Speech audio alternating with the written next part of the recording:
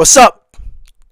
It's your boy Mr. 619, and we got 2 true restaurant horror stories animated. This is going to be very interesting. So let's go!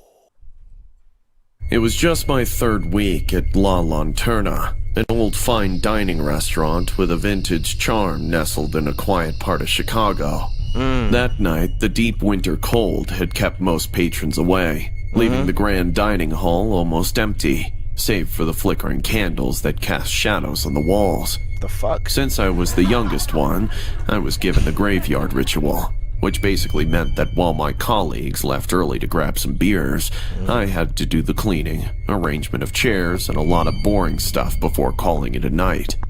The clock had just chimed 11 when I decided to call Jenna, my girl, to help pass the slow, dragging hours of my late shift. She picked up immediately, her beautiful face lighting up the screen of my phone.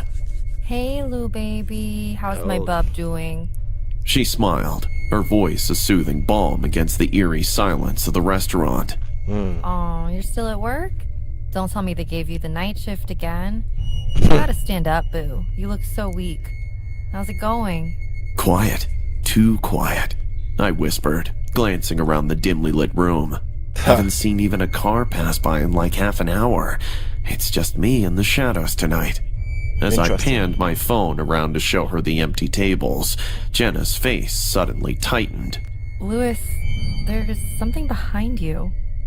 She said, What her the hell? voice tinged with worry. I froze for a second, then laughed it off. It's just the coats on the rack, babe. Ghosts don't work in shifts. What the hell? Jenna tried to smile, but I could tell. Can you imagine someone saying to you on a call, there's something behind you, like as if someone's right behind you? What would you guys do in that situation? What would you do? I know what I would do. Ha! That's what I would do. Get away from me! Well, she was unsettled. As our call ended, a cold draft swept through the room. Shivering, I chalked it up to the old creaky windows and went back to my duties. But as the night wore on, the air grew inexplicably colder. I remembered that I started hearing faint whispers, floating like echoes through the hall, like conversations left unfinished. The sound of clattering silverware from the kitchen made me jump more than once, even though I was sure I had left everything in its place. Jeez. At around midnight, I was setting up for the next day when suddenly the stoves in the kitchen flickered on by themselves. Bruh. I stared, dumbfounded, as blue flames danced wildly on the burners. Rushing over, I turned them off, my heart pounding in my chest. And that's when I heard it. Chairs scraping across the wooden floor in the dining hall. What the fuck? Who's there? Bill? Madeline? This isn't funny, guys. That nervous laugh, thinking that everything's gonna be okay, until you realize it's just getting started. I walked out, my footsteps hesitant. The chairs around one table were now oddly askew, as if someone or something had just risen from a late-night feast. A chill ran down my spine, and for a moment I considered leaving early. But I knew that my seniors were quite capable of pulling pranks like these, and the last thing I wanted was to become a laughingstock again. I swallowed my... It could be one or two stories. It could be one off or 2 stories, right? One, thinking that, yeah, it's probably, you know, your colleagues, so therefore, guys, knock it off now. Or number 2, it's going to be the worst nightmare of your life, and you may not even be able to tell the story as something tragic could happen. fear and returned to the kitchen. That's when the shadows began to play tricks on me. Every time I turned around, I caught glimpses of a dark figure lurking just at the edge of my vision. But as I tried to focus, it vanished like smoke in the wind. My nerves frayed. I grabbed my phone to capture whatever it was. But as soon as the camera app opened, the figure disappeared.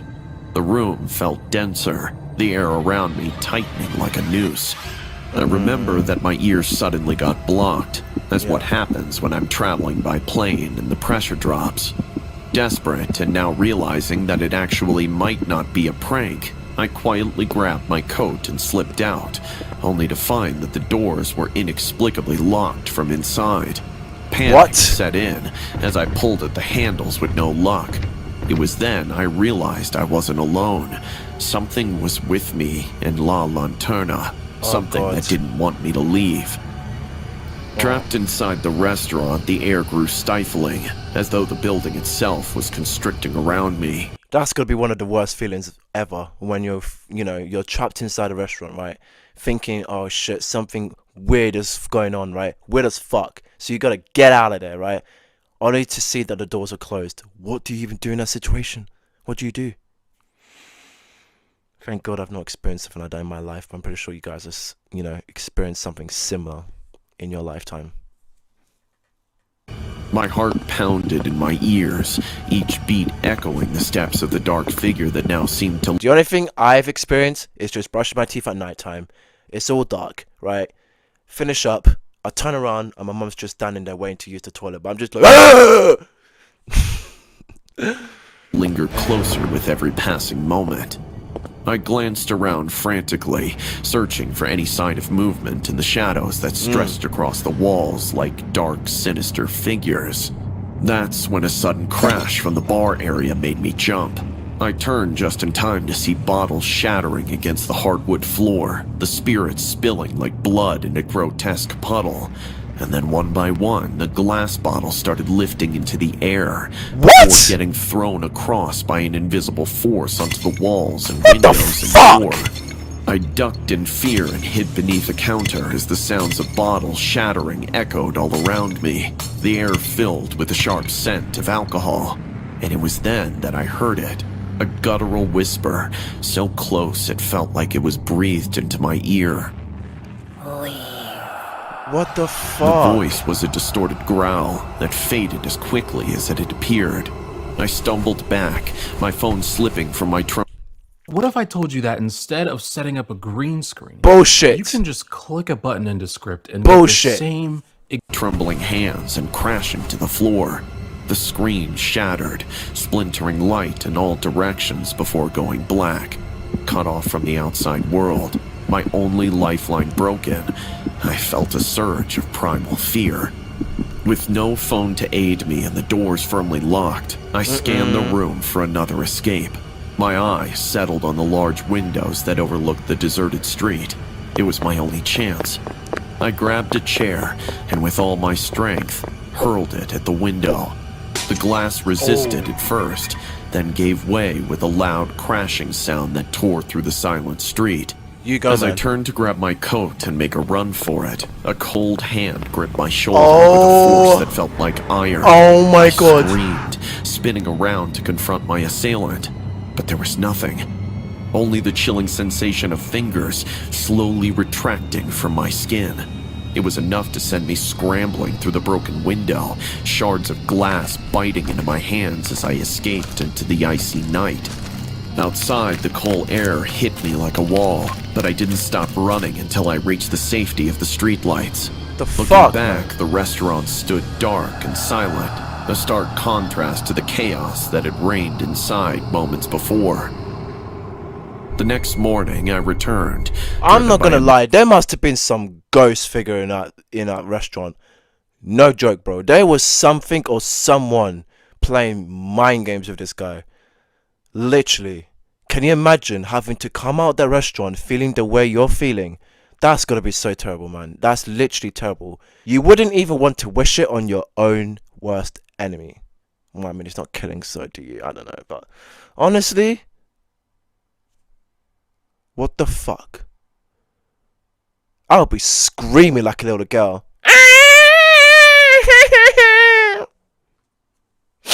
mix of fear and an insatiable need for answers. The owner, an elderly man who'd run the place for decades, called me into his cabin and finally shared the dark history of La Lanterna.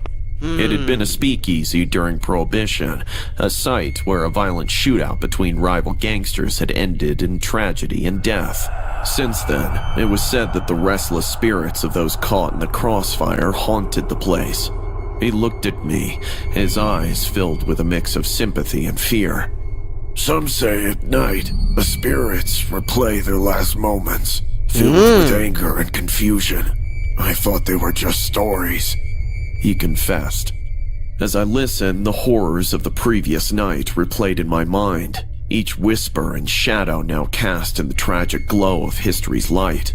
I knew Always had to be some old man as an owner, which explains the story of how decades ago or years ago, many years ago, there was a crossfire, there was a fight, there was a tragic accident that ended in disaster, and what happens after that is very simple. And you know what the answer is going to be? The answer will be the spirits are alive at a certain time at the night, and they're gonna come and haunt you for good.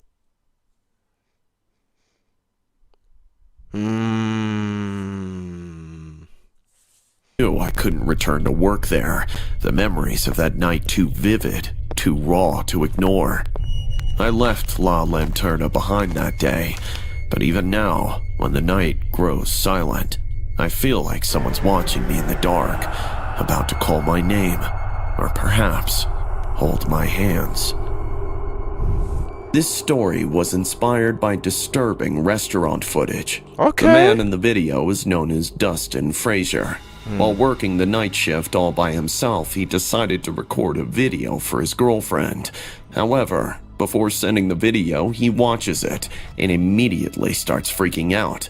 Have a look. No, because I'm freaking out, guys. So I just Snapchatted, my friend, right? And I, like, walked through, What the fuck? The door just... alarm's going off.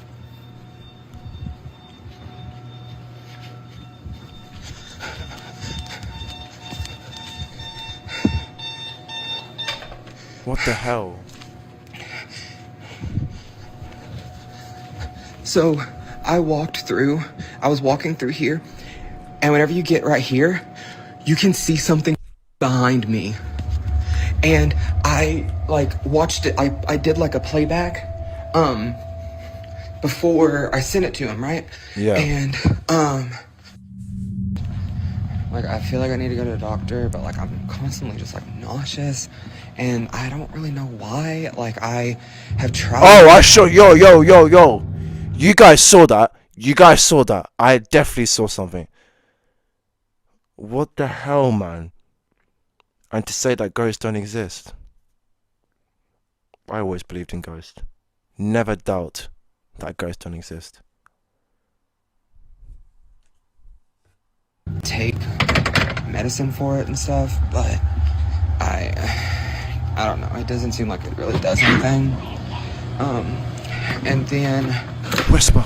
whenever I go and I'm just like laying down and stuff, like I can... Though there were no further updates given by Dustin, and there is no definitive explanation for this footage, after the video was released, many viewers believed some unknown creature or something was captured by the camera. Flipping hell. This is absolutely insane. Like, you know, when you feel like something's... You know what? It's like, it's one of those things where it's like, if you feel like something's, you know, going on at night, you just want to just record it and see for yourself during the playback whether there was something or you're just being paranoid. Honestly, like, there's so many videos out there where you see there's actually sightings of something going on in that moment and makes you think, what the fuck, man? Like, seriously? Jesus Christ. Would not want to be in that situation. What are you guys thinking? It was an unusually busy Tuesday evening at 𝘾𝙃𝙀𝘾𝙆, a restaurant famed for its immaculate French cuisine and often reserved for the city's elites. Okay. As one of the senior waitresses, I navigated through the tables with practiced ease, my mind preoccupied with orders and table numbers. Little did I know, the night would unfold into a scene of terror that would haunt my dreams forever. Wow. The evening started like any other, with the clinking of fine china and the murmur of well-dressed patrons indulging in their culinary delights. Benjamin, the shy, quiet cook who had joined our kitchen staff a few months prior, was barely noticeable in the bustling kitchen. His presence was almost ghostly, his interactions minimal but cordial. Turn around! Around 8 p.m., guests began to complain of feeling unwell. At first, it was a table of 4 in the corner of the main dining room.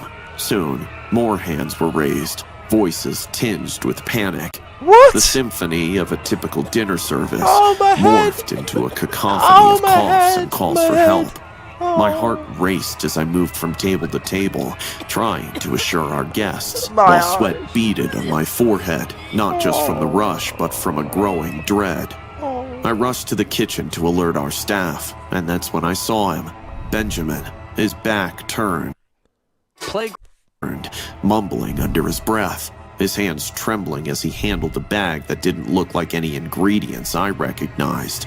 I called out to him, my voice drowning in the chaos, but he didn't respond. He simply continued his mysterious work, pouring something from a small vial into the dishes ready to be served. Yo! Scream pierced the air, a scream that curdled my blood. It came from the main dining area, loud and terrified. I ran out to see a man clutching his throat, his face a ghastly shade of blue. Oh my Panic god! erupted as more patrons began to exhibit my head. symptoms of severe food poisoning. What the fuck did he do Amidst to them, the bro? screams and confusion, Benjamin emerged from the kitchen, his eyes red, a chilling smile playing on his lips as he clutched a bag with sharp blades emerging out. With a horrifying calmness, he approached a group of diners and slashed the air with a cleaver, my god! barely No! missing the woman's face.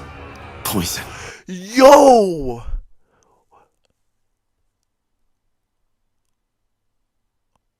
What?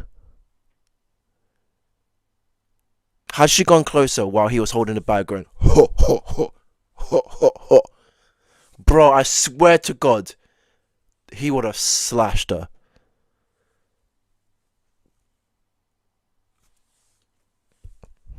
Just like my son, he muttered repeatedly, each word slicing through the thick air of fear. Guests scrambled to their feet, knocking over chairs and glasses in a desperate attempt to flee from the madness. Benjamin moved methodically through the crowd, his cleaver glinting under the overhead lights, his face a mask of twisted fury. The air was thick with terror. He moved across swiftly, locked the 2 main doors, and signaled the scared patrons with his cleaver to help pull the drapes down. What? I hid behind the bar, my entire body shaking, as I watched him approach a terrified young couple. Oh God. You think this is just dinner? It's not, sir. You don't know what happens behind the scene. You think that you can just come marching down, throw your purse to impress your lady with some fine food and leave? Oh no. They fool you. The Oh, no. expensive food. You can pick better at your grocery store, cook it, and it would still taste better than this shit. All these fancy chefs, they would spit in your food before serving you. Do you know that? They mix things that make you sick. Look around. All these fancy people vomiting and shitting, all for some food. Do you think they really care? This He guy. yelled, his voice breaking. They aren't here to serve you. They're here to abuse you. What the Abuse fuck? you and your children. What? No matter how much hard you try to save your loved ones, trust me, you will not be able to. What? The couple at the feet of Benjamin quivered in fear. The man tried to shield his partner, begging for mercy that I knew wouldn't come.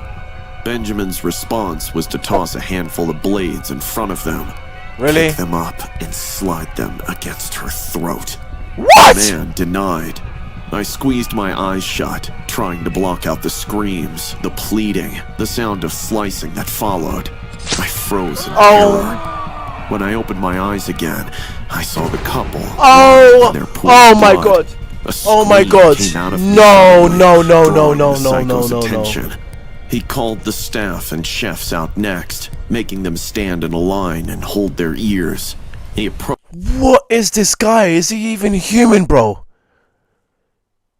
What? They're alive 1 minute. You shut your eyes. You open your eyes, and they're dead. approached them one by one, asking the first person to say sorry to him. When that person quivered, he was met with a cleaver to his hand. He moved on to the next one, and then the next, leaving few for the staff but hitting every chef he could see. No begging or crying could shake him. "Ah, Lisa," he said, while tossing a phone towards me. "Record this, will ya?" I picked the phone and pretended to record as he went about picking chefs and patrons, slashing at them. It was the hardest thing I had to watch, but the very first clip I uploaded on my Twitter with the location of the restaurant and typed, "Help." What? The ordeal seemed to stretch into an eternity, until the sharp crack of a sniper's rifle echoed through the restaurant. Once, Oh no! twice, Benjamin fell to the ground, his Oh, reign good. of Thank terror God. cut abruptly short. The silence that followed was deafening, broken only by the soft whimpers. I'm not gonna lie, I thought I was gonna hit her. That's why I was like, oh no, and then it hit him. I was like, thank God. Literally, oh my God. This is probably the worst story in terms of like craziness I've ever heard on this channel. This is like not comparable. This is not comparable to anything else. It's not comparable. It's not. You cannot compare it to anything else. And sobs of the surviving patrons. The snipers found a gap between the window and the drape, and that was all they needed. As the police swarmed in and paramedics attended to the injured, the gruesome reality of the event began to sink in. The floor was chaos incarnate, stained with blood and scattered with the remains of a meal that had turned deadly. I sat there, among the chaos, my uniform stained, my hands trembling uncontrollably. I had survived, but at what cost? The images of that night would forever be etched into my mind. This is what happens, right? People witness these kind of things, and then you can never, ever, ever get rid of these images out of your sight or via your brain, ever. It's going to be with you forever till the day you die. I feel sorry for these people, especially the ones that got killed. Reminder of Rest the in peace. fragility of life and the depths of human despair. In that moment, nothing made sense. Why did Benjamin do it? What drove him to such madness? The answers would come much later, unraveling a story of personal tragedy that no one could have anticipated. As the police cordoned off the scene, the once immaculate restaurant stood desolate, a sight of horror rather than culinary delight. In the aftermath, I learned the full extent of Benjamin's heartbreaking motive. 2 years ago, his young son had dined at our restaurant and suffered from severe food poisoning, complications from which he never recovered. Benjamin had watched him wither away, a slow and painful death that no parent should ever witness. And no one should ever be able to go through that. But I have to ask this question. Does that mean because it happened to a personal family member of yours, does that mean you have to do it on somebody else? Does that mean you have to do it on people that had nothing to do with the situation? Does that mean you have to put your frustrations out on other people that did not deserve to have the consequences that you gave them based on past events? You have to ask yourself that question. Did these people deserve it just because of something that happened in the past? They did not deserve that at any mean. They did not deserve the ending that they deserved. They should deserve a beautiful life and a long, beautiful life. And what happened to him, and he was never able to recover. But you're going to put that and use that as an excuse to do what you did to all these people in this restaurant just to end their lives? You have to be asking questions. Like, what the fuck is going on? Honestly, what the fuck? No one should be able to go through something like that. It's ridiculous. Honestly, no sympathy at all. That's just like having PTSD. It's ridiculous. Honestly. His grief had morphed into an unquenchable thirst for revenge, a desire to inflict the same pain that had been dealt to his family. As further details emerged, so did the trauma. I knew that nightmares would plague me. The slightest clang of kitchenware would send shivers down my spine. Benjamin's tortured face would haunt my sleep, his eyes wild with pain and anger, Damn. and his voice would be a constant echo in my mind. For me, life moved on, but it was never the same. Each shift was a reminder. Each dish served a nod to the delicate balance between sanity and madness. I had survived, yes, but survival was just the beginning. Healing, I realized, was an ongoing journey. One that I was only just embarking upon, a journey marked by the pain of the past and the hope of what lay ahead. I just pray that Benjamin found his son, wherever he went to. This is crazy. I mean, honestly, that second story especially, that was just horrifying. That was just like, I don't know what to say about that. That is the worst one I've ever heard. That is one of the worst stories I've ever heard. The second one, literally, like, for him to do what he did just based on past experience is an excuse for me. Honestly, no one that got those terrible endings deserved that ending, because that had nothing to do with it.